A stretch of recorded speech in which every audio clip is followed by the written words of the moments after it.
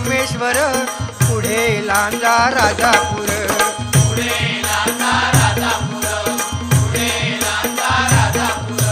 दापोली खेड गुहागर, रत्नागिरी जिल्ह्यावर.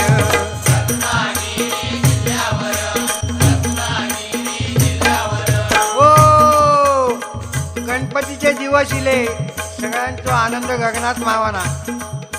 जो तो आपल्यापर्यंत देवाची कशी सेवा करू जावा.